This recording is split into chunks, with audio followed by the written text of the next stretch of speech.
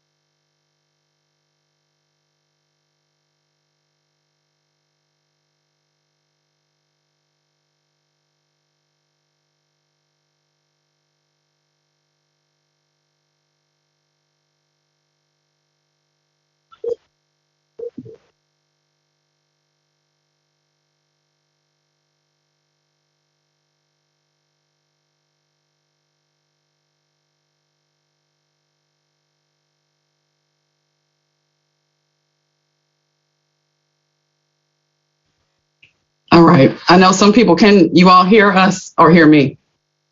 Okay. Good morning. We're just trying to make sure we have all of our connections together so we don't lose anyone who wants to tune in this morning to get this pertinent information. We are live on Facebook and we're here on Zoom. So those who maybe aren't able to get on the Zoom, they could go to Facebook and check out the panel. Are we ready? Just a few. And so people are okay. We are in, we're not in like the typical format where we have all the different images of everyone. That would kind of slow down our Zoom. So we want to make sure that we can get our information out and have it run as smoothly as possible. So you can feel free to put questions in the chat as we go along. So without delay, Ms. Yolanda. Good morning, everyone. It has been busy. Hello, glad everybody's here. I will be monitoring the chat. My name is Yolanda Walker. I am the president for the California Neighborhood Leadership Council. So glad to hear you here. So glad to see that you are here. And we're just going to try to learn all that we can. Thank you for coming. Thank you. Good morning. Good morning. And my name is Amira Granger. I'm president of the Chickasaw Neighborhood Federation. There's lots of people who collaborated with us with the Historic Black Neighborhoods Assembly, residents, as well as those who do a lot of different research and help with social justice issues. And so today we have two special guests. We have Ms. Chelsea McDaniel, and Ms. McDaniel has a deep experience in corporate, environmental, social, and governance policy and economic development. She leads the Fiscal Justice Research for Activist, where she works to identify fiscal practices that lead to negative outcomes for Black, brown, and poor communities. Her research includes tax policy, policing and economic development, and exploring ways that these things can create disparate outcomes for communities and alternatives that serve the needs of communities. Additionally, we have on our panel Mr. Homero Radway. He is a senior analyst with Activist. He has 20 years of financial experience connecting people through stories and community with capital. His recent financial experience includes managing director at Neighborly. He also has worked at JP Morgan, Morgan Stanley, T. Rowe Price, Credit Suisse, and Lehman Brothers. Homero has an MBA from Georgetown University and a Bachelor of Science from Cornell University. Welcome. Thank you all for joining us this morning. And you see on our call also we have Jessica Bellamy. Do you want to say anything? Yeah, thanks, Mira. My name is Jessica Bellamy. For folks that aren't familiar, I do a lot of organizing in Louisville around housing. I grew up in Smoketown, which is where I got essentially cut my organizer teeth, right, in really studying Black dispossession and helping folks build collective power to push back against development projects that are displacing them and making living costs unaffordable. And through that work of being in Smoketown, where I'm deeply rooted, where my family is how it became a springboard for the Hbn Assembly to be formed, because so many issues around our ability for our right to remain were really exacerbated in 2020 through a variety of different means, from legislation that came out that attacked us directly, from situations where evictions were rising, the quality of our housing being diminished, and of course, years and years of organized methods of keeping Black folks from home ownership and being in space, from deed restrictions to the policies and practices that our city still employs in our neighborhoods. From this work, we were called into space, the Historical Black Neighborhood Assembly, and residents from the West End reached out to talk about the TIF, because there were lots of concerns about the TIF. They pulled us in to build research capacity, as well as to help folks organize around what does it look like getting concerns and needs met for residents. And so I'm very happy to be here, especially to center talking about what type of solutions we can see as far as stabilizing our communities and ensuring that everyone has the right to remain in their homes despite what changes may come. Thank you, Jessica. Just want to remind everyone that you can follow the discussion on the Hbn Assembly Facebook page if you know people who aren't able to link in, or if you just want to check that out as well. Jessica, I appreciate you sharing that background. There's all kinds of things that have been hitting us lately, votes that occurred even this week, things that are coming down the pike, and we are really being inundated with it seems like oppressive forces that don't want to give us credit for the research or the intelligence that many of us possess, and also warning our neighbors that there are dangerous things that are developing. So without further ado, I'd like to turn it over to our panelists so they can share their expertise. Would you like us to play a couple of clips from the campaign, the Stop the TIF campaign, to help folks get a little oriented? Okay, that might be a good. So we'll start with a clip from WFPL's radio show. They did a story featuring residents talking about this, and we will also play some audio from a presentation that was done by residents also leading the campaign. So I'll go ahead and start this audio. Organization created by the Kentucky General Assembly this year will oversee a tax scheme for West Louisville that officials hope will encourage fresh development. But WFPL's Roberta Roldan reports some residents say they're concerned the West End Opportunity Partnership will only increase inequality and gentrification. Dozens of West End residents recently gathered in the bleachers and on lawn chairs in California Park. They had a lot of questions about the partnership for its newly elected board members. Could there be a commitment from the existing board members that there would be better engagement and better transparency than the rollout? How much money are we talking about? Is there a criteria to gauge what proposals merit the investment? The board members, like Metro Council President David James, couldn't answer many of their questions. He explained that the partnership had only just started meeting, and he told people to go read the legislation. I've advised everybody to go look at it and read it in detail, and that's where all the meat is to what we're doing. The lack of answers left some residents visibly frustrated. Yolanda Walker is a president of the California Neighborhood Leadership Council. The 62-year-old says she's seen vague promises of West End redevelopment before, some from the very people involved this time around. I was a baby with the redlining, but I seen the urban renewal. I was a teen, and I've seen a lot of broken promises, and we're going to do this and we're going to do that. Walker says she's skeptical and wants to see the community driving the partnership's investments. So far, she feels developers and politicians have the most say. Mike Nagel heads the Portland Now Neighborhood Association. He's concerned the focus on development might overshadow the needs of existing residents, many of whom lack access to living wage jobs and pathways to home ownership. What good is a sculpture garden if I don't have enough food to last me through the rest of the week? So people are concerned that things are coming, but it's not for them. The West End Opportunity Partnership is expected to create a tax increment financing district in the area known as TIF. What that means is city officials will look at how much money West Louisville is producing in taxes right now. That number will be a benchmark. 80% of new tax revenue over that for the next 20 years will go directly to the partnership's account. They're supposed to use that money to bring new developments to 9 West End neighborhoods. That could be through grants, loans, or other ways of encouraging investment.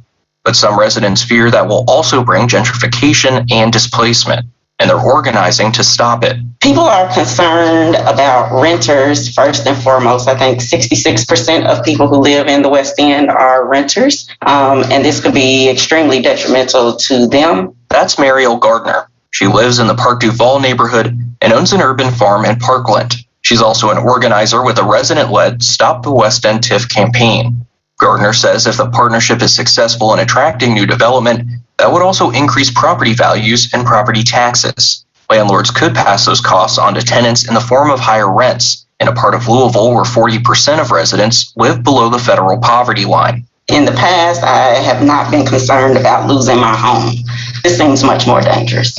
David James is a partnership's interim board chair. He represents some West End neighborhoods and says the legislation tries to address displacement by giving homeowners a refund on any property tax increases, but it doesn't have solutions for renters. And as for those who say leaders should address West End residents' basic needs first, James says that's a different conversation. Ultimately, this is not a social services board. This is a business board. And so the idea is to encourage and promote business growth in West Louisville. But some West End residents remain unconvinced that'll be enough to reverse decades of disinvestment. In fact, they fear it could make things worse. I'm Roberto Roldan in Louisville.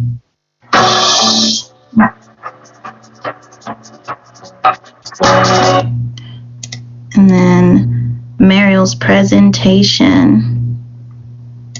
I grow produce on a vacant lot. My name is Mariel, and I'm the owner of Fifth Element Farms in the Parkland neighborhood in the West End of Louisville. I grow produce on a vacant lot I purchased from the city in 2018 through the Cut It Keep It program. I've had more than a few access to land issues with the land bank, but most notably is my experience in 2020 when a city employee invited me to a breakfast meeting of, in his words, like-minded investors seeking to build out blocks in the California neighborhood. As it turns out, he was looking for Mario, not Mariel, and his voice command technology texted me by mistake. This was the second time this city employee called me looking for Mario. I've been trying to purchase city-owned land to increase my grow space and have been met with constant denials. Having already purchased a lot through the Cut It Keep It program, I'd only be eligible to buy the lots I want from the land bank if I build a structure on them. I'm not looking for blocks of land. My goal is to grow enough food to stock the food pantry at the other end of the block, and I need more land to be successful. There are more than 600 parcels of vacant land in the city land bank, and they seem to be offering them up to investors and developers with eggs on a platter at Cracker Barrel, while dismissing the usefulness of land to solve problems like hunger. What bothers me about the TIF is that it's disguised as help to heal racial injustice, help that can only be delivered as an increase in our property values through development, not through the development of our individual property, but development that subsidizes folks who already have enough money to build whatever they want, wherever they want. The authors of this legislation have placed more value in the buildings we call home than in the people who live inside.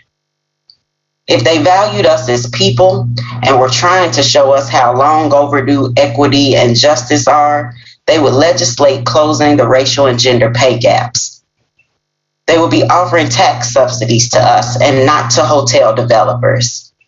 They would be removing the pollutants from our air and not fining orchards and pollinator gardens for tall grass and weeds. The authors of this legislation are politicians, builders, bankers, and lawyers who could offer opportunity to the West End every day when they go to work in their regular jobs. And suddenly we should believe that they should be entrusted with millions more of our tax dollars to do what they already aren't doing in their current roles. I don't believe what they say because I see what they do. And you see what they do too. I've listened to stories from other Louisvillians about the unwanted development of high rises in their neighborhoods. I've heard from friends and neighbors about the city dismissing them and being ignored by government officials.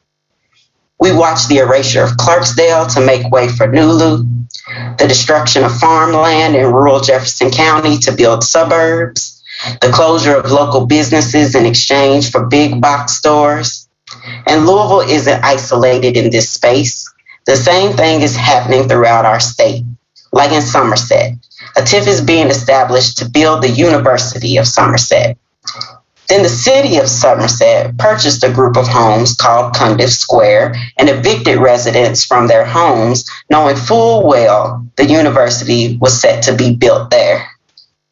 Or the TIF in Moorhead that demolished an entire neighborhood called North Fork this year. Those folks were evicted from their homes to make room for a strip mall. How many of us will be displaced to build new strip malls or to expand a university? How many of us will be dispossessed of our land when our property taxes are raised beyond what we can afford? I don't know which is worse, that our leaders formulated these plans in the middle of a pandemic when so many of us are struggling emotionally and suffering financially, or that they think they can get away with it. Let's not let them get away with it this time. Sign the Hbn, stop the West End TIF petition, and stand in solidarity with your fellow Kentuckians. Share the video you just watched with your network and help us hold these folks accountable. All right, I'm gonna share a link to the petition in the chat, and I'll share it a few more times if folks need it. Okay.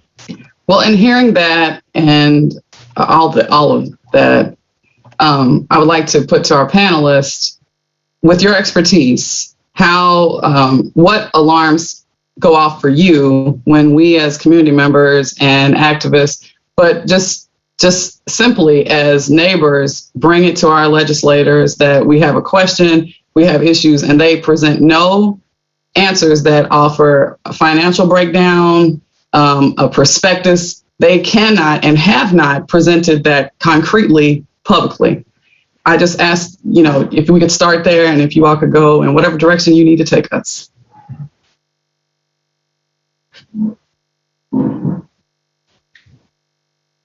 Chelsea, please start. I think it'd be good to frame kind of how we approach it all, and I think we're going to get to that perfectly. Yeah, and thank you all for letting us be a part of this panel. And I'll just share a little bit about our organization first. I see the chat is already very active, so we will try to also be attentive to that as we're going. We would like this presentation to speak to the questions you all have as best as we can. Two things we want to get through first. So just a little background on us. Our organization is called Activists, and we specifically focus on municipal finance research, and particularly looking at something we call fiscal justice. So we talk about communities and cities that treat their residents fairly, actually realizing stronger financial outcomes. And of course, the inverse is true when you're choosing exploitative financial and policy and practices, that you see that you open yourselves up to greater financial and social risk. So we are a Black-owned and Black-led firm founded in 2016, and we're comprised of activists, financial professionals, researchers. This is 2 of us. There's about 7 of us in all, and then a network of just folks that we work with around the United States and in different cities. So our approach kind of blends economic modeling, financial analysis, and social policy research. And so we'll try to share a little bit of that today with you on Louisville, and I think some other examples of TIFs that we've seen really, and the negative impacts of those. Homero, I wonder if you kick us off. And Amira, thank you for that question. I think we'll start probably just by talking about TIFs a bit in general. I've heard some of the rhetoric about how TIFs are explained. And I think it's important to start with really talking about what they are and who they impact. As we go through, and thank you again for just making this available to have this discussion and us to really put energy to this change that needs to happen in this community as well as in policy around TIFs. So, I mean, to get to one of the basic red flags is TIFs is just becoming such a common tool for many cities, right? It's becoming the most common tool for economic development. And part of that reason is there is a reluctance to talk about what is needed to fund projects now and a desire to make development look like there's no new tax money needed in order to build out, right? So it's like TIFs allow that. It allows you to push this off and act like there's nothing happening here. Just future debt payments will be on your backs, but don't worry about it today. And I think that makes it for easy political shenanigans. And, part of the process of how TIFs even became part of the use in cities is, especially amongst Republican states, was this idea that Democratic communities and cities could find a way to get money siphoned off basically to their communities that wouldn't necessarily, and not block development that doesn't match what maybe the state would like. And so that conflict is apparent in the TIF structure in terms of like how cities and states interact around it and share both the economics and responsibilities. And I think one of the things that comes up is it allows for a creation of these structures that don't have a lot of governance. And I think that's the biggest red flag. It's like a lack of governance, the lack of proper oversight, the lack of planning and inclusion in community. And that's allowed because of this creation of this economic corporation, right? This, entity that then is able to be created as a TIF inside our communities. And so, that red flag continues throughout Louisville, not in just this TIF, but in past TIFs. And so we're going to talk a little bit about how that shows up in other ways. One element of TIFs is there's a designated area when it comes to what will be the TIF area. And then there's this base rate that is expected to be the tax rate that would have been if what is called the but-for clause, right? So if but for this incentive to develop, the tax base would have stayed here. And so it allows, cities to then subsidize developers with the additional revenue they would get from our tax dollars to build out that community. So it's really a private entity subsidy that is given for doing a development in an area that is considered as non-desirable or which really should be blighted, which is just a blurry and fuzzy mechanics that people use to get around it. And so, one of the things is creating that base rate, and then everything on property taxes to income taxes after that starts to go back to the developers for creating it. Who pays is something that has come up in like thinking about a TIF, for I think a great TIF example for us to talk about in terms of framing all of this is the KFC Yum Center TIF, both because it was politically a mess, had the similar governance issues we're having here, and none of the analysis that we need for racial equity, for impact, that we think about as an investment research firm is really considered in that. And then the TIF actually ended up costing Louisville Metro more money than expected, as well as not producing the revenue that was ever considered to be, that was ever in the projections. So Louisville Metro pays in TIFs, the state pays, and then taxpayers are ultimately the payers of all of it with all things, right? And then who benefits is the developers. They get the subsidy in terms of economic abatements, and then they get this, the benefit of going into an area with really easy terms. The KFC Yum Center is a perfect example. It started with a lot that the city already owned that was part of it, pitched in for the deal, and then they paid $11 million to Humana for the other part of the site before the deal even began. So before there was ever a conversation, $11 million of taxpayer dollars went out the door, and an asset was given as a part of the dedication to start the project. And so that's how these things work, right? And it just shows you like how it continues after that is more of the same. Something that we talk about a lot is the impact, and the impact is just not being talked about in most TIFs, and definitely not in this one, and especially around the displacement and the challenges that it costs for residents in terms of mental health, care, transportation, family life, culture, and all of the things that really make a place flourish, right? And I think KFC Yum Center was an example of that. They thought all these people were going to drive to that part of town and then it was going to fly. And it was like, no, because once that looks different, it changes how it behaves and how people use the space, and the community uses the infrastructure and the facilities and the businesses. And once big tenants left, the revenues fell out. And so, it wasn't well planned, and it wasn't well thought about in terms of how changes to community was going to impact even the economics, impact people and the economics. And so I think that was a big part of it. Another part of thinking about the red flags is it's hard for people to understand what happens when a TIF fails.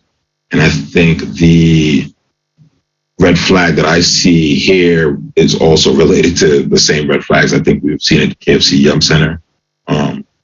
Politically driven, right? Whether it was going to be at the riverfront or downtown, and then ultimately like a group of powerful white men made enough noise to get it to where they wanted to be. And, the lack of governance around that, and the political shenanigans that went along with that. And then the city, because of the shortfall, ended up putting in $3 million more in debt service payments. So they're paying all the money back that they borrowed, added $3 million on top of the already $6.5 to $10 million that was expected. And that's all on taxpayer dollars. And it was all appropriated debt. So this is appropriation debt is debt where you meet as a city government around budgets and then decide which ones you're going to pay. And it's a looser obligation than general obligation debt, but it's all very much a commitment from the city to keep doing this. And it's just as much as any debt contract is an agreement to do that, this becomes an agreement to do that. So the city ends up being on the hook for any shortfalls, like in the KFC Yum Center. The desire to make it whole and desire to keep it going, whether it makes money or not, falls on the city and residents to continue to pay for that, as it has challenges. We can talk about defaults and all the other stuff as we get into it, but I wanted to start at least sharing some of those. I want to share some of the numbers for that KFC Yum Center so we can have a framing as we have this conversation. Overall, that took $573 million in debt. That was over 30 years. $252 million went towards construction. A lot of the rest of it went to borrowing the money and fees and all the other stuff. So that's lots of money, $300 million. $200 million is a commitment from Louisville Metro, $206 million. And then $265 million was supposed to come from TIF revenues. That's just a new increased sales tax from, luxury boxes and that kind of stuff. Actually, that's actually just from sales. So that's like concession sales, going to stores. Luxury boxes and stuff was like another 60 million. Advertising revenue was supposed to be, up, but none of that actually came to fruition. And so, the city ended up being on the hook for that because of all those shortfalls. All right, I'm going to stop there. We'll catch up more, but I just want to give a framing for where I see those red flags is like, is the governance, is the lack of social and environmental understanding in terms of thinking about how development is going to impact the community, and then pushing through plans based on optimism and not understanding how all of how we live as an ecosystem of people is integrated. It matters, you know? So, all right, tell me what makes sense, what questions you have.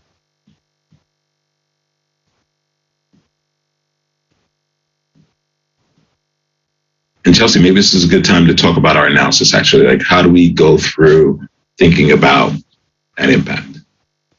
Yeah, that sounds great. And I just want to acknowledge we see the chat and appreciate the conversation. I'm tracking that, and we will be sure to address that shortly. I think looking big picture broadly at TIFs, what we see these as tools for the city to really invest in bringing in new business and a new type of taxpayer over investing in current residents, right? So I think at its core, TIFs are a tool for investing in private property over the public good. You know, this is a classic property over people kind of calculus that's being made. And the basic kind of frame for this, and we see this is true in Louisville, and I'll give you some other examples after this, but that it's you know, these abatements or tax breaks, I think is the easiest way to say it, and through TIFs and other avenues that give up public money to private business. And then you have, and I saw somewhere in the comments, someone was mentioning LMPD, you beat me to it, but you have something called development-driven policing, right? And so you've got an increase in policing. This is well documented in a number of big cities. New York has probably one of the best studies on this. But obviously we've seen the conditions for that in Louisville, and that leading to a really, to a really violent outcome in the case of Miss Breonna Taylor in the last year. But there's so many examples of this where that development kind of drives an increase in policing, and that also leads to displacement of existing residents. And I think what Homero talked about, some of those other factors of just what makes a community, what ties folks together, anchor institutions and the like. All the while, the option is still and is always available, and should be the first option, is to just invest in the existing residents in a meaningful way, not just businesses. And so I think that I believe it was mentioned maybe briefly in the chat earlier, but when we're looking at the wealth gap and the lack of investment in whether it's in a fair investment in schools, whether we're looking at fair hiring and payment, but looking at the 2019 numbers, it's roughly around 60 million in additional tax revenue for the city, where they could just work towards closing that gap. So and I think we know the social benefits of that. That's huge for when we're talking about actually investing and making sure folks are earning a fair wage, and there isn't this parity or this there's parity with Black and white residents and what they're earning in Louisville, and accountability around that. There are plenty of ways that the city could be investing in that, and that does result in greater and stronger tax revenues for them, as opposed to some of these other things we're seeing, particularly with abatements.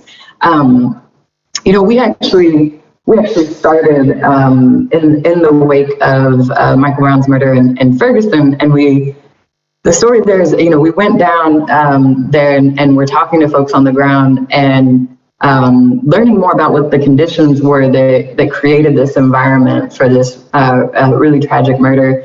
And part of what we learned was that the city had an over-reliance on fines and fees, right? So this is the police going around and just giving arbitrary tickets and basically taxation by citation from the predominantly white police force, extracting this wealth from the predominantly Black population there. And they were doing that. So you go one step back further and there's obvious just ingrained racism in that system. But in addition to that, the city had actually given a tax abatement away to a Fortune 500 company, Emerson Electric, and by doing so created a significant gap in their budget and tried to fill this hole, and of course turned to extracting wealth from their Black residents to do this. And so this poor decision to try and incentivize a business to come there instead of investing in residents created all kinds of things. So budget shortfalls that led to cuts in social services, and ultimately this over-reliance on policing as a way to solve this. And in many ways, you can see pretty clearly how Louisville is on a similar path. And I think the last thing I'll say is, in Ferguson, what happened after that was they then came under investigation by the DOJ, and their credit rating, so their ability to get debt, and how people, how basically the credit agencies and the lending world reflects how worthy they are of getting additional bonds and money, downgraded them to junk status. Further down that path, in the last year, we've seen the Ferguson Council was voting on dissolution. And that's how bad, that's how much that erodes the financial and social really core of a city. So I think I was starting to say that, it's very easy to see some similarities with Louisville right now. And I think that's certainly cause for concern, seeing what that kind of corporate tax abatement can do to a city. As we said, and I've seen a number of folks' questions both in this chat and before this, there are just a litany of questions about this, and really a lack of some of the even most basic information about that. So I wish we could give even more of that detail about that, but unfortunately there's very little available. But I offer up that example just to point to what really can happen with this kind of excessive abatements. Homero, did you? Yeah, I saw questions around abatements and just wanted to give some context for what that is. So when the city makes an agreement with a corporation to do a TIF or to come in and develop, then part of the subsidy they give them is to say, you don't need to pay your property taxes for X amount of time. And Churchill Downs TIF is a perfect example. So Churchill Downs had a lot, they would have had to pay property taxes on that lot, and property tax is the biggest one. So they would have had to pay property tax on a lot. The city did a deal where they leased back the lot from Churchill Downs as a hold, and agreed for like a future payment where they like give it back to them for $1. And then every year the city says, okay, we should make $685,000. And you can see this on page 87 of the Louisville CAFRs. So every year they show, and every year they show how much they're giving away in taxes, called the abatement section. And so they say Churchill Downs should have paid $685,000 in property taxes, but we made a deal with them. So we'll have to stay it on the books that we should have gotten this, but we'll give it back as a refund. And so that is what an abatement is. It's a subsidy that allows for cities to give deals to private entities and give it back as a refund. And it doesn't just happen with property taxes, which is wild. It happens also with the jobs that are part of the TIF, right? So this, but for we would have created the jobs, all those jobs creations, all that pay that a company pays out, then comes back to the private entity or corporation as a rebate for doing that. So on average, like last year, 2020, the number adds up to $8 million the city paid in, gave away in abatements. That's tax dollars they wouldn't have collected from basically wealthy corporations. And on average, it's about $10 million. And some years it's as high as $13 million. So that's what an abatement is.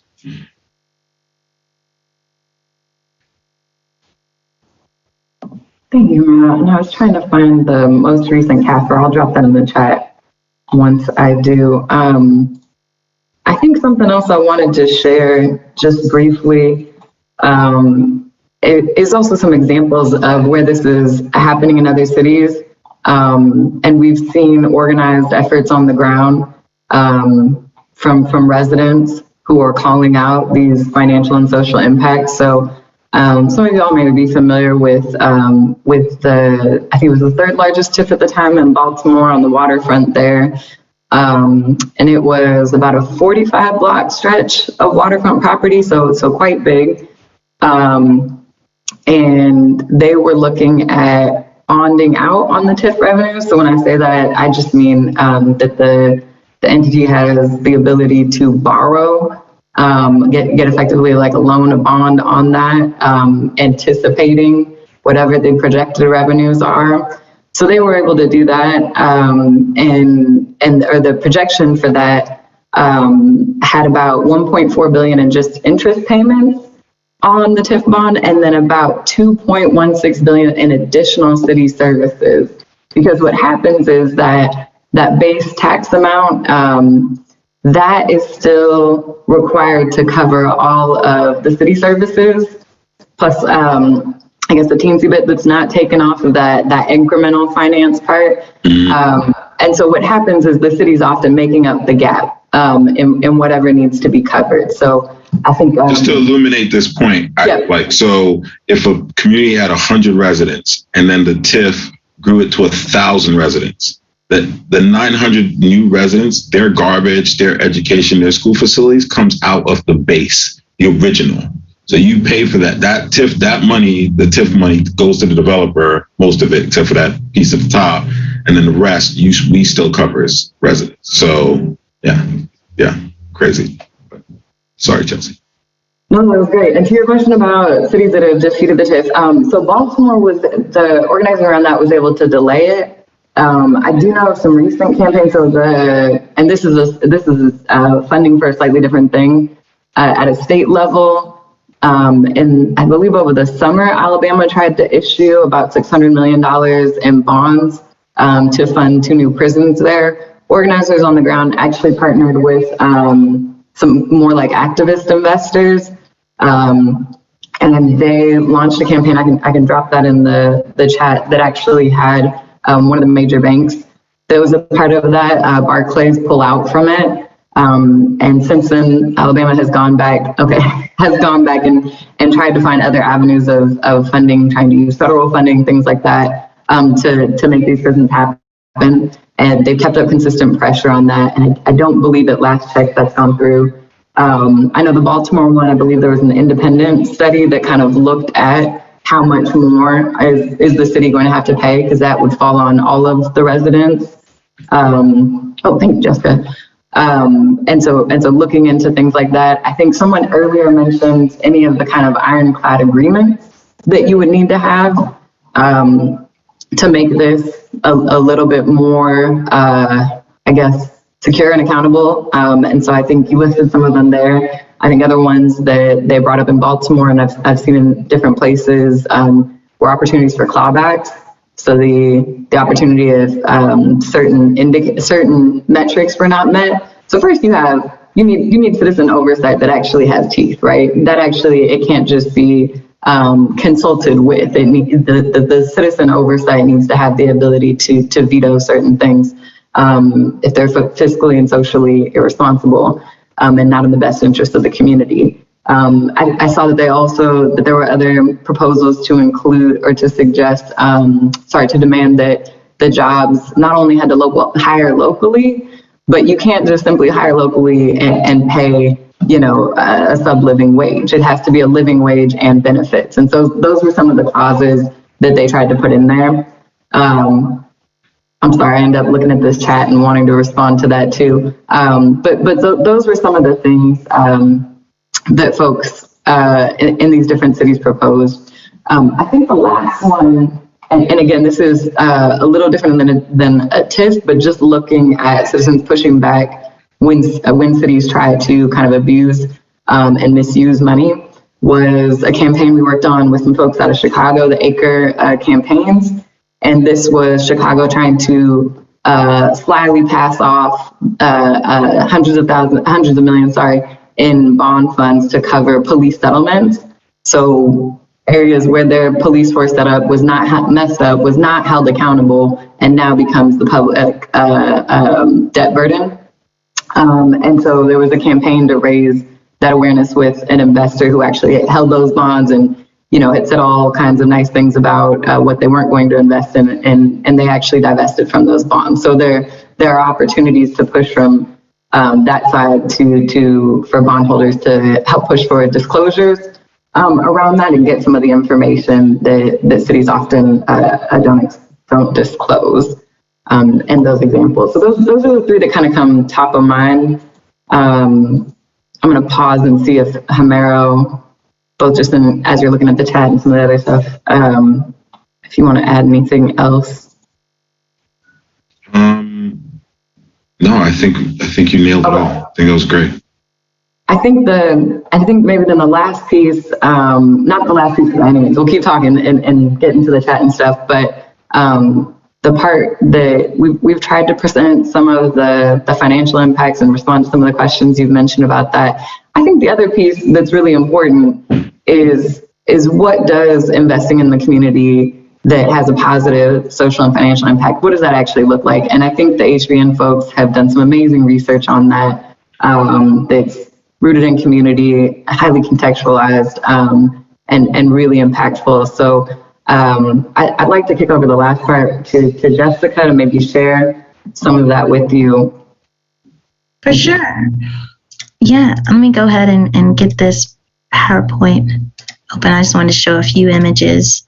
Let me share.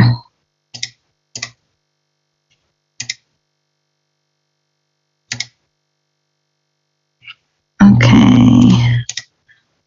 Was it sharing? No. There we go. Wonderful, wonderful. Okay.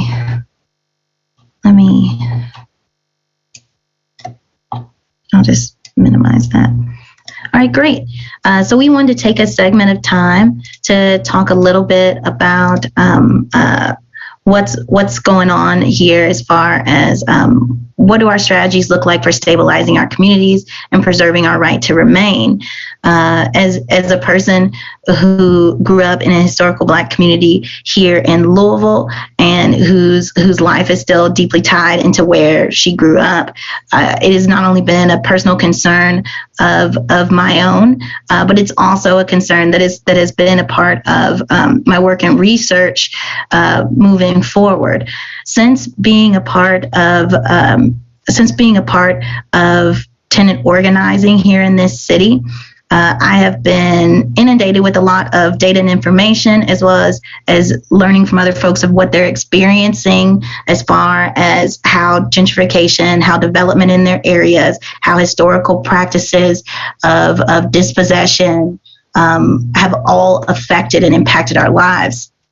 The Historical Black Neighborhood Assembly was created last year to bring us together so that we can start strategizing and diving deeper into a lot of the different campaigns that folks are initiating to protect their homes, whether or not it has to do with a neighborhood that is trying to reclaim its neighborhood plan so that they can be determinants of their future, to figuring out ways that folks can get access to land and space in their neighborhood that they are entitled to.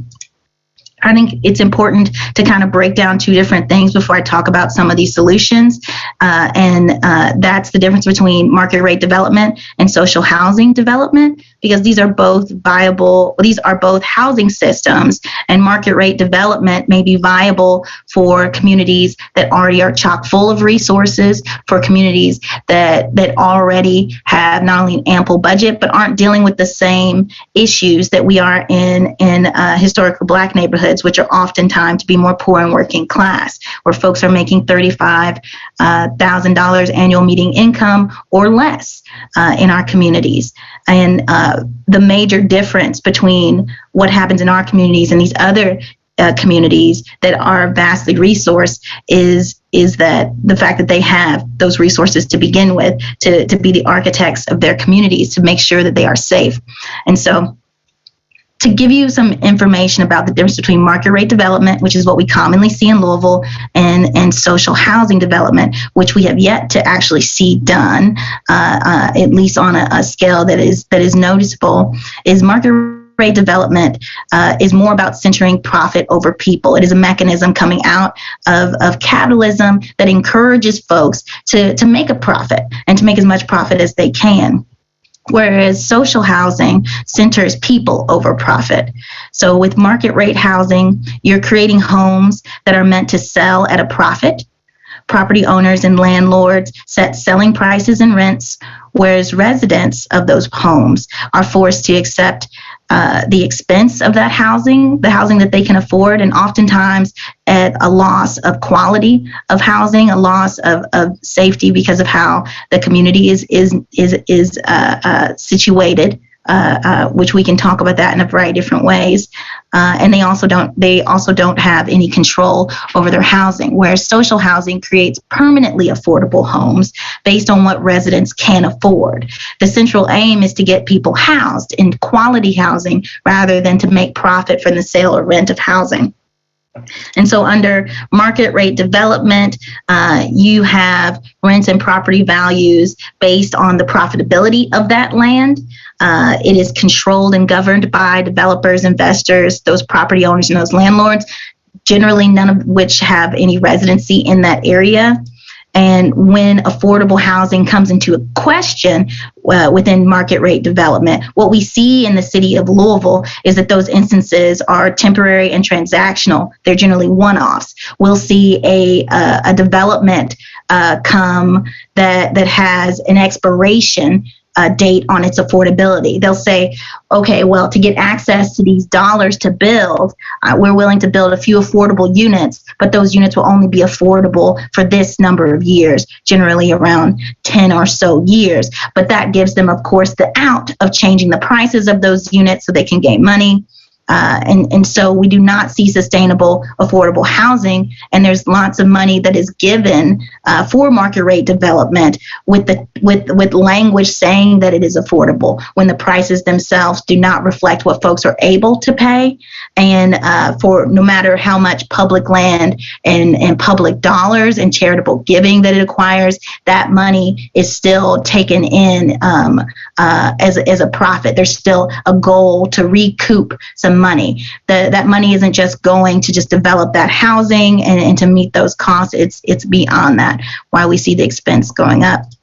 Whereas with social housing, of course, we have folks in the community that are living in these neighborhoods, living in these homes that are setting rents and property values, which we'll get into the mechanisms of how that works in there. But it's all based on group discussion and consent and consensus between residents that are already living there. It is controlled and governed by residents to maintain that affordability. And what affordable housing looks like is in the long term. And these are more widespreading solutions. These are housings that are supporting tenants in their fight for safe and quality housing and self-governance, so that they do not have to bend because the environment is changing because of development initiatives happening outside of their control. Social housing in general can look like a variety of different things, whether their social housing is created through tenant cooperatives, where things are collectively owned, through community land trusts, where things are collectively owned, or through some form of public housing, which again would still be collectively owned, not owned or managed by a government entity, not by a developer, not by anyone not currently living in those spaces.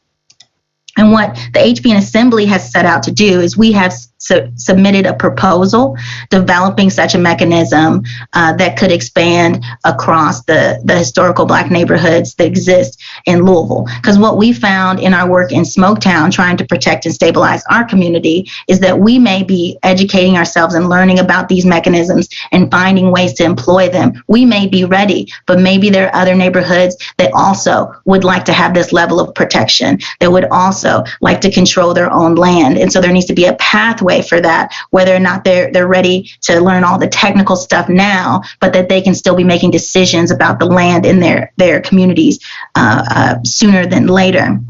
And so what we've been discussing with different residents from across the historical Black neighborhoods is the idea of creating a CLT that would cover all of our areas and territories. And the way that it would be created was each neighborhood would have its own collection of residents that would govern it.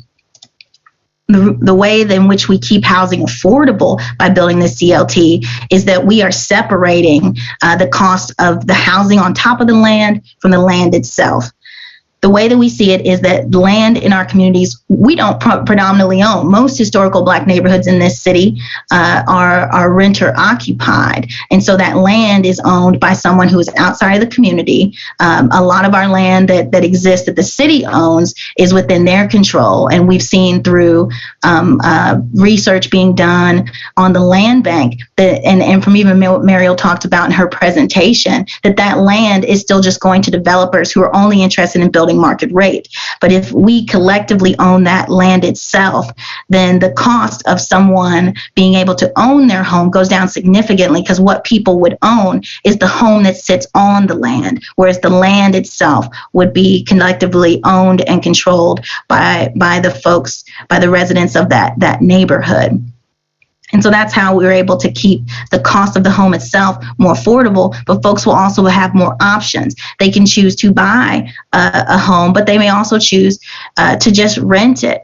And because the land itself is what would be owned by the community governing the land trust, it will be in perpetuity kept outside of market rate, outside of the housing market that exists, where the community can work with folks from the PVA to manage property values, and we can maintain that the sale of these homes and the quality of these homes are at whatever structure or basis that the residents decide. So keeping up the quality, going to residents' homes, keeping the price at affordable rate, that's also a responsibility of the residents, whatever they would want to decide to make that price. And folks that are living in that home, that own that home, will still, through the lease agreement, be able to pass it on to their heirs. That home can, if they own it, then it can stay in their family, be passed on to their friends, but there will definitely be stipulations that, again, are designed by the residents of that area. And those stipulations may have to do with what type of resale formula. If that family does decide they want to resell, there can be a process designed by community, informed by community, that govern that sale, so that the price won't affect the market negatively, to increase property taxes, and to make sure that the home stays within the hands of folks in the community, and that folks that are going to be in that house are going to actually live there, rather than potentially just put it up for sale later in that process. So what we're talking about is separating the property that's on top of the land and the land itself completely. Folks can still maintain ownership of their homes, even homes that they may already own and may want to add to the land trust, just to ensure that land is never going to go outside of hands within the community, to make sure that the prices that are associated with that house aren't going to negatively impact the neighbors either. One thing that we've seen in Smoketown, just to quickly give that blurb and then I'll pass it back over, is that for the amount of gentrification that we're currently seeing happening in Smoketown, which by far is not as much gentrification as what we've seen in Shelby Park or in Russell thus far, even though it is a high amount of gentrification, particularly concentrated around Breckenridge. Folks in the neighborhood have reported hikes in what they pay for property taxes, anywhere as much as an extra $600 to $800 tacked on to what they normally pay, just from these houses being flipped in the area and them charging $150 or more for these homes. It is already making it difficult for people to maintain the home ownership that they may already have, let alone they also now deal with predatory developers who are constantly texting, calling, sending mail to acquire their houses, and for some folks even experiencing predatory code and regulations, fines that make it more expensive for folks to remain in their homes over things that might be minor repairs that we can resolve together as a community. So I definitely wanted to center the fact that we can address these problems together in different ways, and that there is a market that exists, a housing system that exists outside of that market rate development structure that we are also used to. As far as CLTs, they are also very common. There are over 250 community land trusts that exist in this country right now. And making sure that whatever community land trust happens is governed and controlled by residents is essential, because no one else is going to have urgency around these issues other than us. No one else is going to have the focus to make sure it's done right other than us. So it is so important that we stay abreast and learn all that we can and listen critically when folks talk about community land trusts to see if they're actually even legit, because the city's been talking about their own, and we don't want more of the same of what they've already given us. Thank you for your time.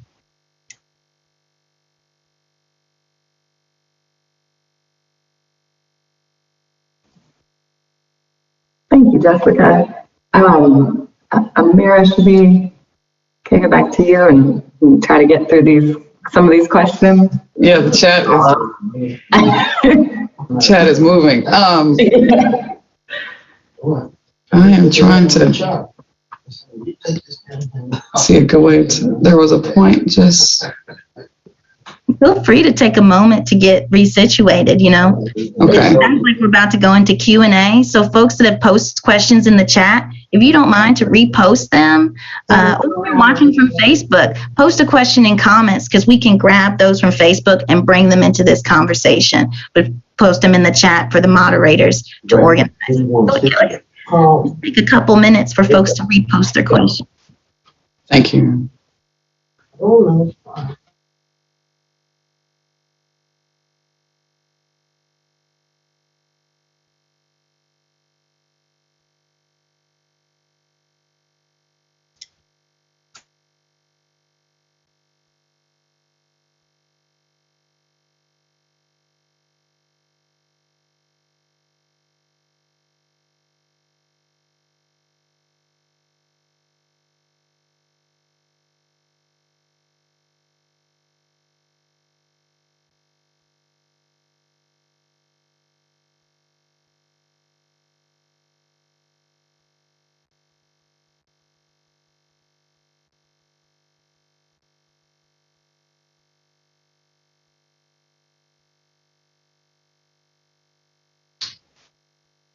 Okay, I see one, and you all, I think, addressed this in a certain kind of way. I don't know if it went to this exact question, but I do want to maybe start with this one because it's the one I've grabbed. This question is, are there any examples of TIFs that include rules that minimize the amount of TIF monies that go to folks outside of the community?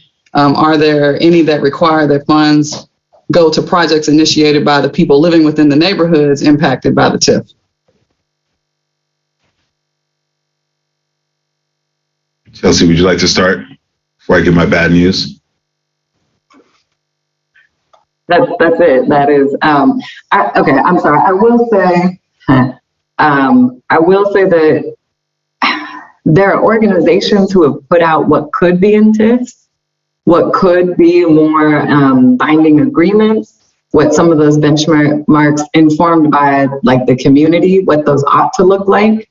I am really hard pressed to find examples. I mean, truly hard pressed. This is it's not something that has naturally come up in our research. Unfortunately, it's usually the inverse, and I think that gets back to the fact that TIFs are just inherently extractive, right? And I think they are set up as a tool to benefit business.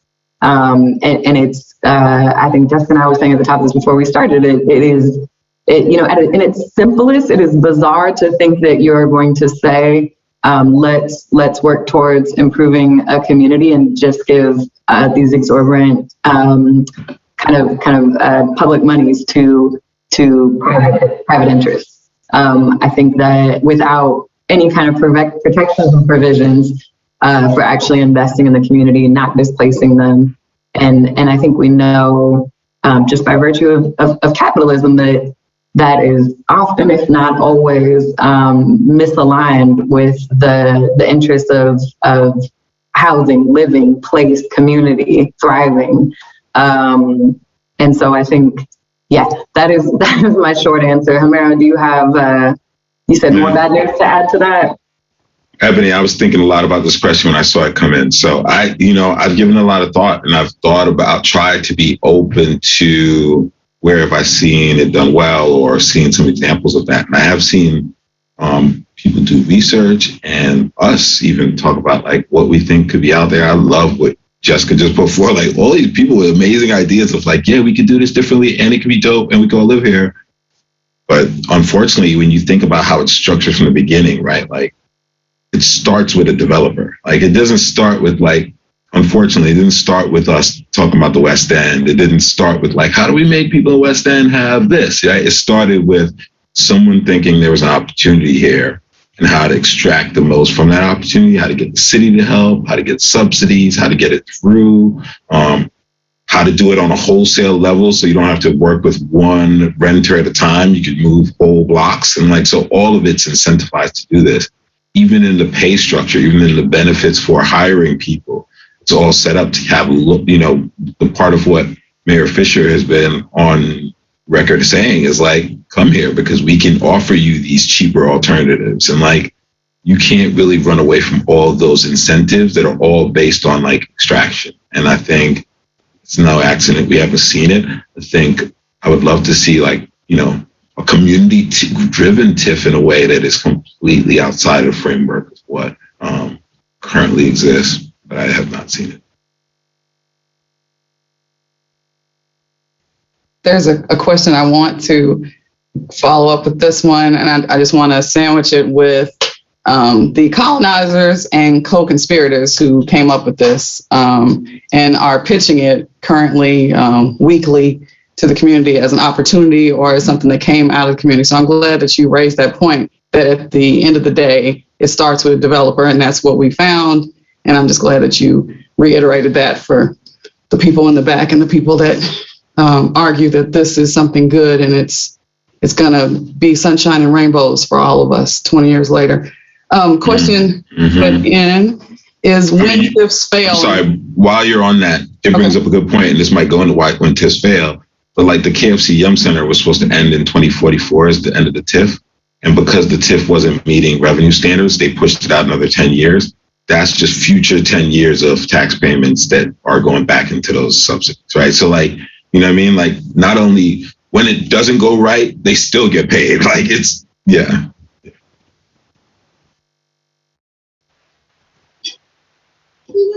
So in that situation, and I don't know, Jessica, if you want to chime in too, the TIF written for the Yum Center, would it parallel this TIF for the West End where there was no oversight in terms of local or state governance? Would they match in that way, or would they be different? Because that was one of our big concerns, is that this was formed and they said the people would govern this board, but the people don't have the teeth to dismantle them in their efforts. Exactly. Yeah, I think the lack of information is one of the biggest parallels. As a research investment firm, that's one of the things we saw, that just the lack of information to understand what you're getting into is similar, right? I think something else that's similar is the optimism driven by developers and everyone that wants this to look like, if we move all these people out, we're going to make more money as a community and it's going to look better. And that optimism was also true in the KFC Yum Center.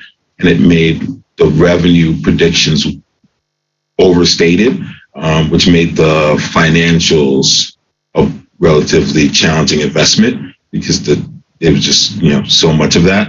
And then there was a level of deception, to be honest. Like there was a wanting it all to be nice, wanting it to be sweet, and then making deals with University of Louisville Athletic Association that made the rent agreements like really favorable for them and not for anything else. And so I think those are some of the parallels I see right away, is the lack of information, lack of governance, lack of community thought around impact and racial equity. Yeah. And if I could, this is Yolanda. I got kicked off for a moment and was minding the chat. And one of the questions, and I've seen a lot of dialogue, and I want to thank everyone that is here because there has been so much communication going back and forth. And there's one question that says, if the TIF fails, if this TIF fails, what would that look like to the community? I mean, I love going to examples of the ones that happened in the past, right? Because we get told a lot of stories of what will happen on this new one, how it will be different. I think KFC Center is a perfect example. So after all the initial projections were, too much, it was too much guessing around how much revenue was going to be made, and that didn't meet expectations.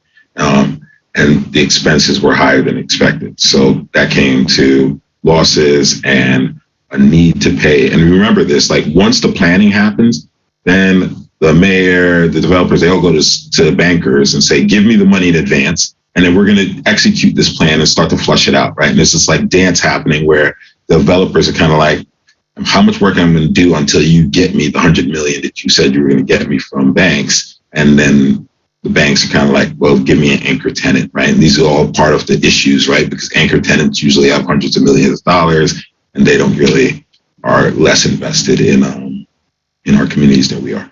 And so, I think something to consider is in that situation when the debt was borrowed and then the TIF starts happening, right? So then all this building starts happening, construction starts happening, a lot of other pieces.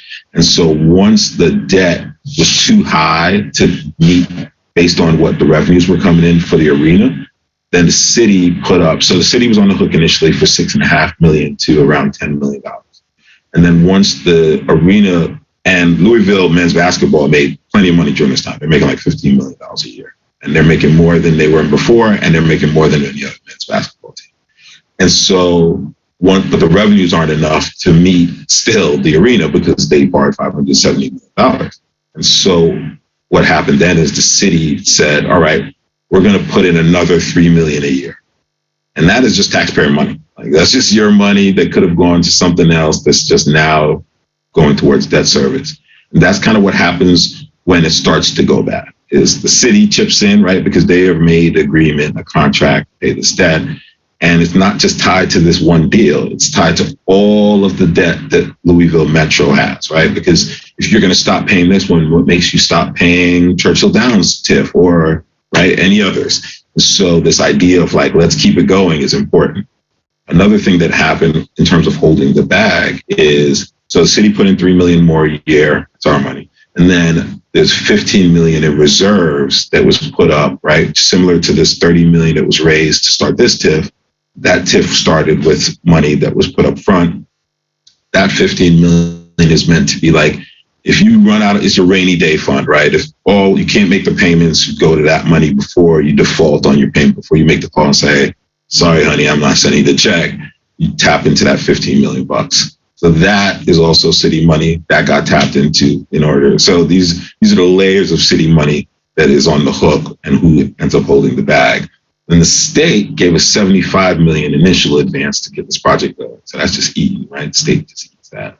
And then the state also is supposed to get a portion of revenues back and continue to support the project. So the state ends up taking a portion of that, as well as the state gives up the money that they would normally collect from your sales tax, right? You go to CVS, it doesn't go to the TIF, it goes to the state. So once the TIF is established, that switch kind of changes in some way. And so that money is left holding the bag at the state level. Yum Center is a perfect example that developers just went on ahead fine. Like they get the most amount of security here. And the good news is these TIFs are done under the Kentucky Economic Development Finance Authority, and that is not a taxing authority. So, if the world really went to hell in a handbag and you had everybody, Jessica's in a committee meeting and deciding where we're spending the money, there could be a decision to be like, we are no longer doing this. That is a possibility to say, there's no legal authority to tax these people. There's no authority to do any of this, and we are going to stop. But cities are just not incentivized to do that because it impacts the other $650 million you have in debt and the future debt borrowings you may have and future TIFs you may want to do. So who holds the bag? Mostly taxpayers and the state. And then, the displacement cost amounts, all the residents is a whole nother holding the bag. Thank you for that. I see another question that might have been answered. As I said, I got kicked off. Can increased property taxes drive business from the West End? If you answered it, I'm sorry for me. No, I don't think we answered it. It's a double-edged sword there, right? There's this idea that property taxes going up. I think there's a world where property taxes are higher and sales aren't meeting expectations, which is what kind of happened with KFC Yum Center. Then why not leave, right? Particularly if the sales aren't meeting expectations, and now I have new property taxes. I think that's definitely possible. I think the math and the calculus being done here is that property taxes will outpace the abatements, right? And so, remember that when I go into this as a business, I make a deal that I'm going to get a refund on the taxes I would have paid because of the increase. So the likelihood of me being in a situation of left out of that means I was left out of the conversation, right? So most people here, like Churchill Downs, they're getting that $685,000. Didn't matter how much the property taxes changed around that Churchill Downs TIF. They get that. They don't pay any taxes, and that's probably likely the kind of deals we've seen. It's like a really beneficial property tax deals for people that are taking, for entities taking up the biggest amount of space. So I would say it's unlikely, but it could happen, particularly if the revenues aren't meeting the projections of why a company went into that area. Just to add a bit of information, so the campaign to stop the TIF spoke to one of the architects of the TIF legislation, which is Craig Greenberg. He is one of the developers that wrote the legislation that establishes the entire West End of TIF, and that creates the nonprofit development corporation that'll govern the TIF, which is the West End Opportunity Partnership, also known as the Partnership or the WEOP. And in conversation with him, it sounds like the tax base that'll be drawn on is not just property taxes. He made it sound like it'll also be sales taxes. And so folks might be interested to know like how that'll affect them, like all of that draw if this thing is activated, which this TIF is not activated. Y'all, just for folks watching, this TIF has not been activated, right? This legislation has happened, and it's kind of on some shaky grounds for a variety of different reasons, which we can talk about later. But yeah, it is not activated. And so let's talk about what that death ball could look like a little bit.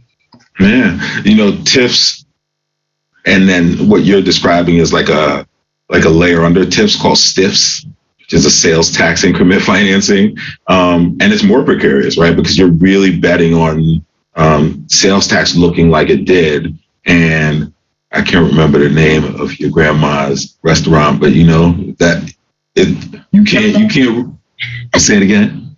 Shirley Mays Cafe, my grandma. That's right. You can't replicate that, right? You can't replicate why people drive across town to that. And I think there is an assumption around the cultural values that we have as our community that is not, that just like what this is about, a lack of knowing, And so, yeah, when you add sales tax to this, you're like, okay, I'm going to assume that everyone's still coming over there to go to restaurants. Like, no, because the restaurants aren't there. Like, think about something else. Or maybe they're not coming to get gas because the restaurants aren't there, right? There's so many things that happen to the ecosystem when we lose the fabric of what makes us special, makes our community special. And so, yeah, that's my thought. Sales taxes make it even more precarious because you're adding a layer of unknown.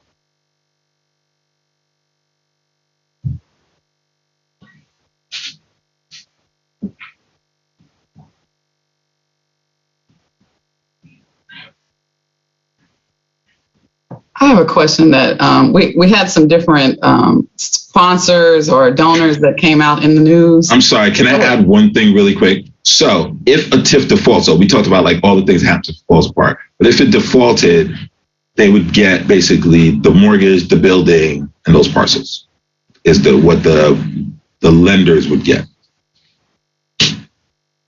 That links to this too. So recently there were some ordinances passed or just all kinds of changes that kind of went under the radar with COVID and with sneaky, shady politics. But one dealing with making it easier for the city to acquire properties that are, I guess, with liens on them, making it much easier for them to do so much quicker.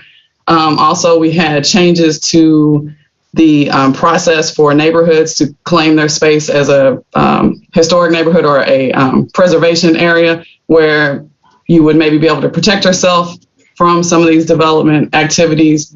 Unfortunately, when you look at the West, most areas are not under that title. And so you have this TIF that seems to definitely capitalize on that opportunity succinctly. But I just want to ask you, with what you just mentioned, who would hold that bill?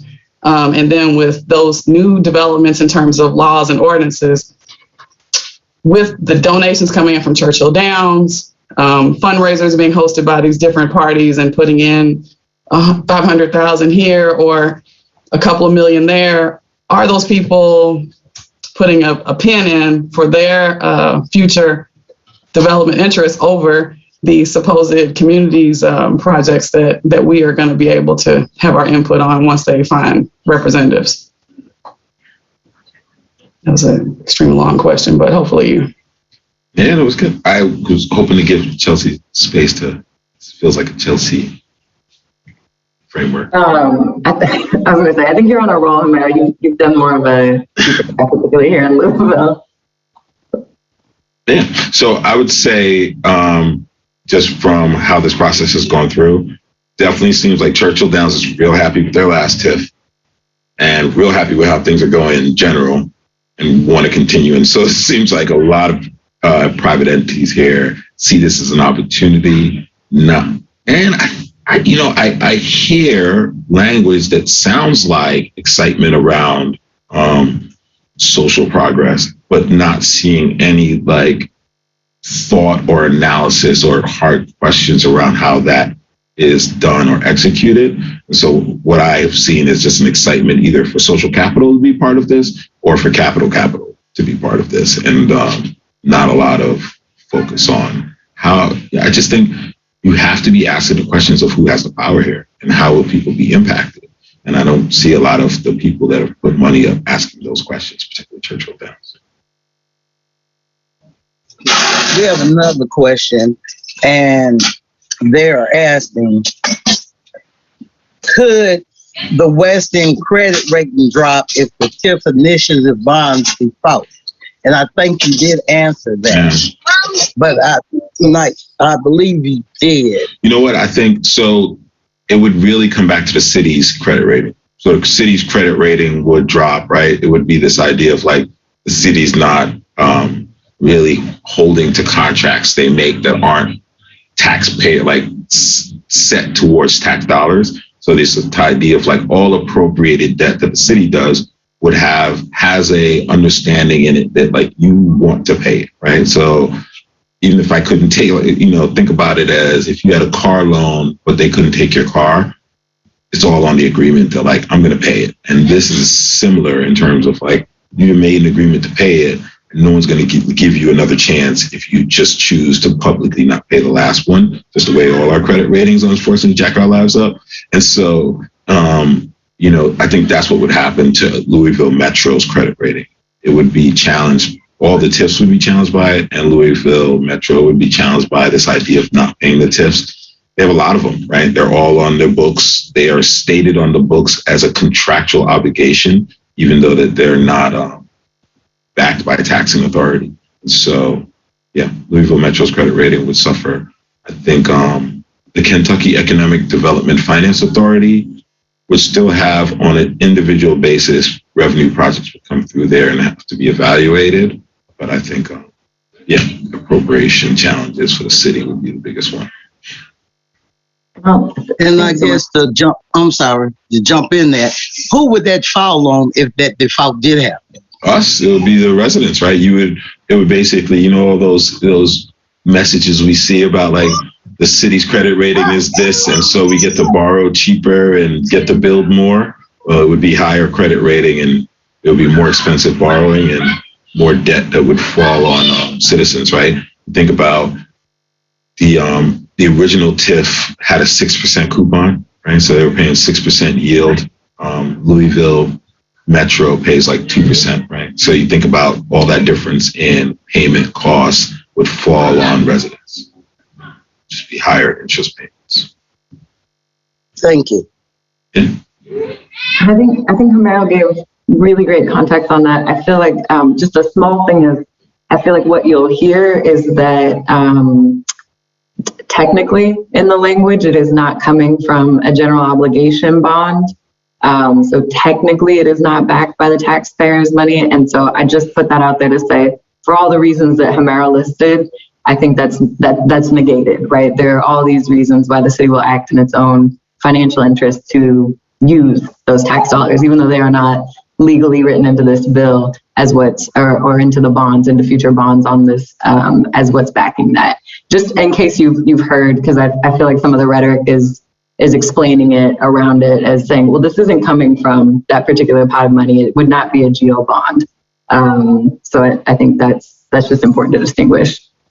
And I mean, to highlight that, you know, the KFC Yum Center TIF happened in 2007, 2008, right? The Great Recession happened after that. They did the pricing of the deal. You know, Jim Host is on record saying, like, we priced this deal and we think the market's going to go to hell in a handbasket, and he still went through with it, right? And so they knew that there was some challenges ahead and still pushed through. And I think it really shows the willingness to pay, even when it's unforeseen, even when there's the Great Recession, even when all those things happen, the city paid.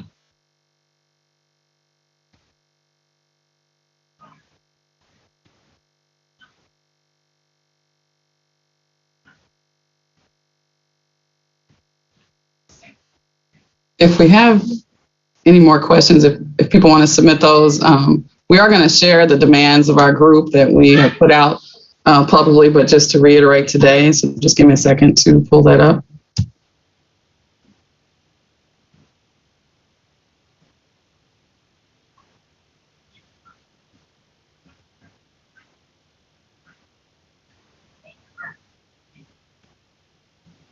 All right.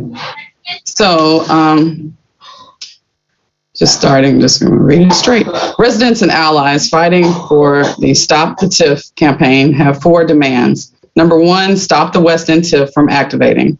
Number 2, stop the government-sanctioned exploitation of the West End and invest in genuine resident-led initiatives.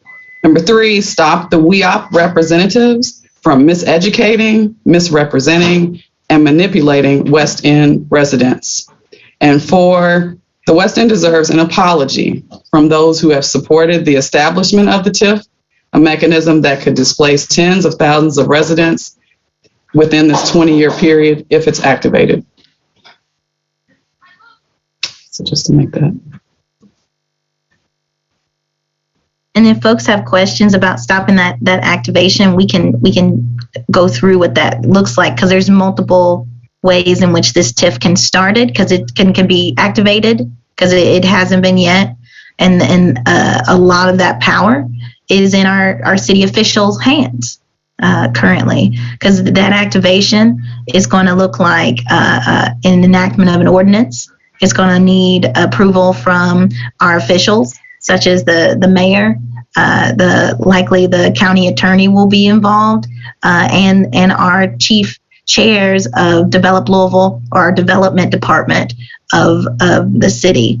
And so all of those folks can refuse to enact an ordinance, can refuse to sign a local participation agreement, can completely rescind that donation of $10 million, right, that was set aside from this year's budget. Those things can happen, and that will stop the activation. There are other means too, but first and foremost, the city has power to stop this.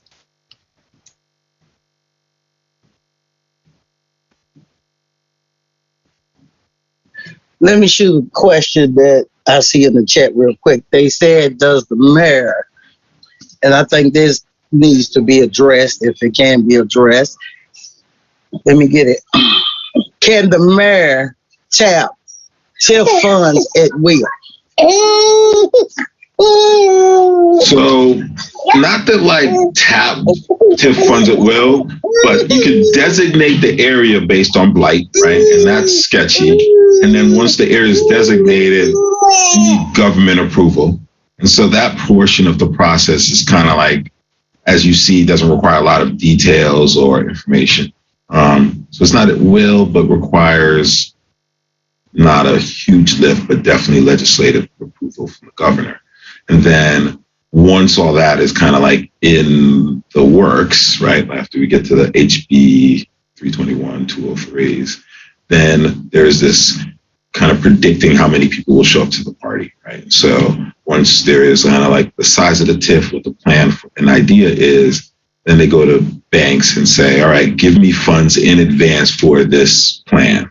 And that part of the process kind of requires developers and some agreements. And so it's not at will, but it doesn't require a vote.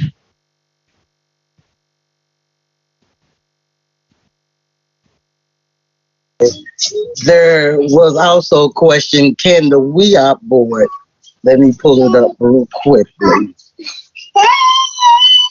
And I would say investors are also kind of skittish around investing in a TIF if the whole community thinks it's not good, right? Because it's really a decision for the community every year in a budget process to decide to keep paying it. So it doesn't really, it's not comforting for investors to believe that like everyone hates this, but I'm going to put money into it. Okay. Can the WEOP board be held responsible for any financial setback due to the TIF? Based on past experience, based on past experience, not only, I don't think they are in any way held responsible, asked questions, even, I would say I've never seen that. I would say, seems like there is a pass that is given for this service, like signing up to be a part of it, whether or not you are rigorous about the execution of it.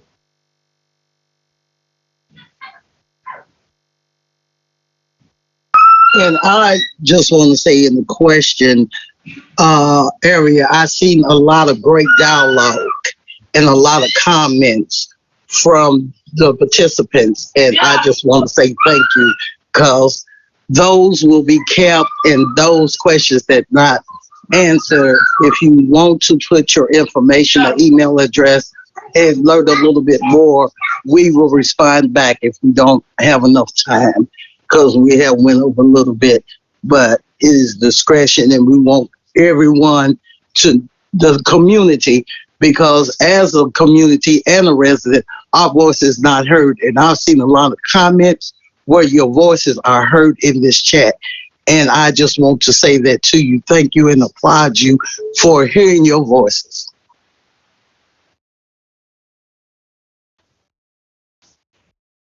I know there's a question about the House Bill 321 and how people voted. I don't know specifically who voted how, but I do know that it happened in the wee hours at the end of the session. So it is a very interesting tangled web to go back through how that came to be. So, and that would be most interesting for community members, particularly those of the West End, to be aware that the people who helped draft this, even on paper, are not the people that we live next door to. And so Senator Neal, House Representative Pam Stevenson, they are not listed on that bill. And so that's something that people can take to them. Now they are in support of it. And so maybe they can speak to the vote as well, but we'll get that information out to any who need that as well. Brandon Reed is the sponsor of this bill. Not from Louisville, not from Jefferson County.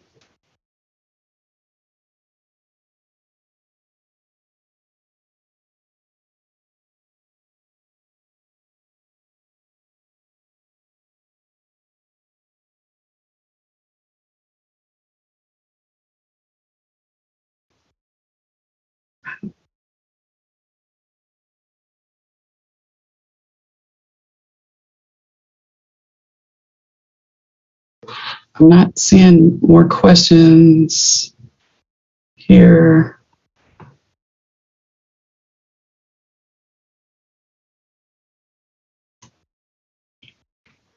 Ms. Yolanda, do you have any more questions, or we want to have some closing statements? Oh, wait, there's a question. I want to say thank you while we have a moment. And it went away. I can't see.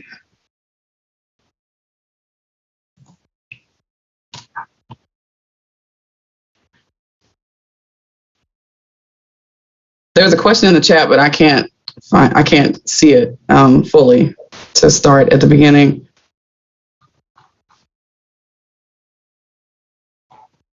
Can you possibly tell me who it was by? I really didn't want to call out any names. Okay, it was like the last, it was like one of the last things that came in, like literally like maybe the last two.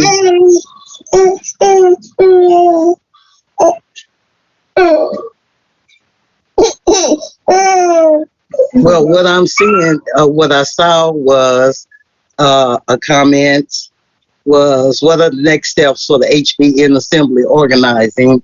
Is there an organization sign-on letter where the organizations are located in or work in West Louisville demographics can say they are against the TIF? Let me go up here in the Facebook comments and see. You know, I see a lot of thank you. When is the next meeting? Speaking before Metro Council, doing open mic before their meetings would be helpful. And I see something about an example from Atlanta.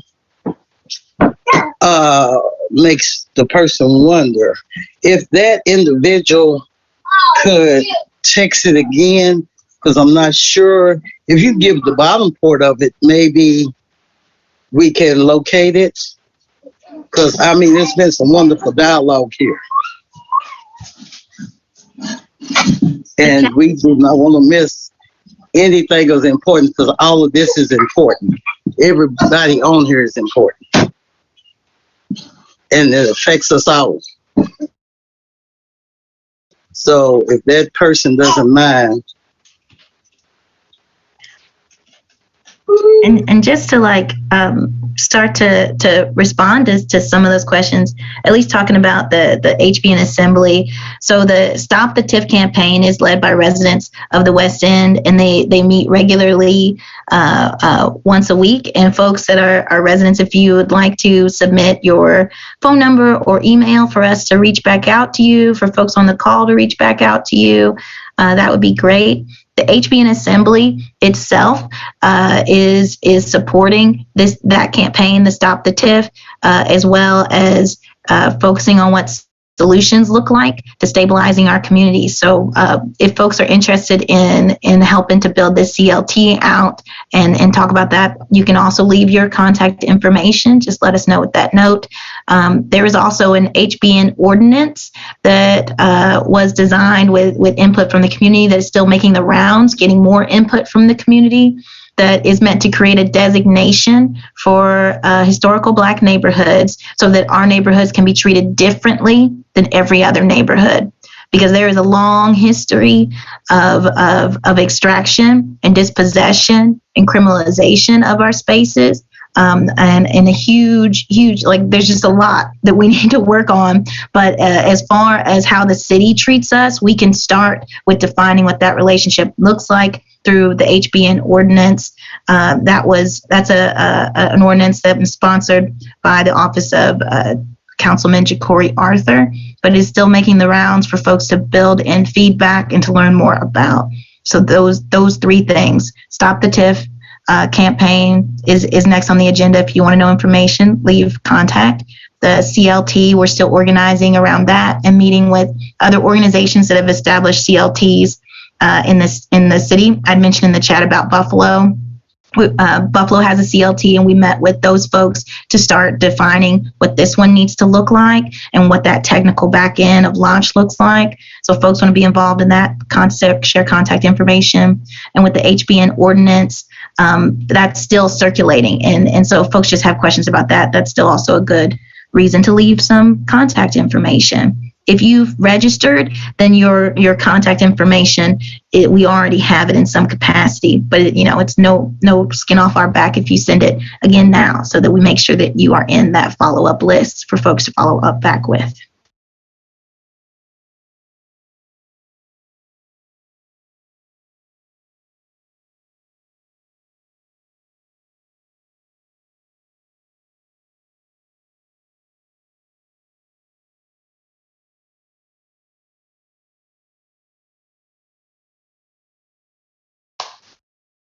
Well, I'd like to say thank you for joining us today. Everyone taking time out of their morning to hear this broad and heavy information, but hopefully it informs us to be inspired and encouraged to continue this effort to let the people's voice be heard over the developers and others that are maybe misguided at this time on this TIF and what it really can do and how it can negatively impact our community.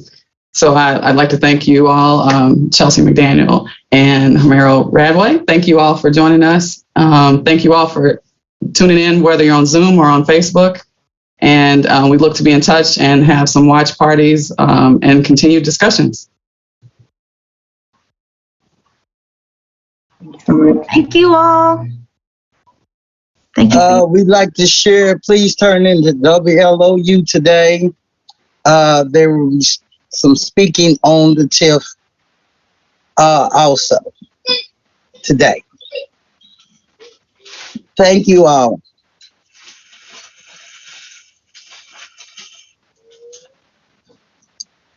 One.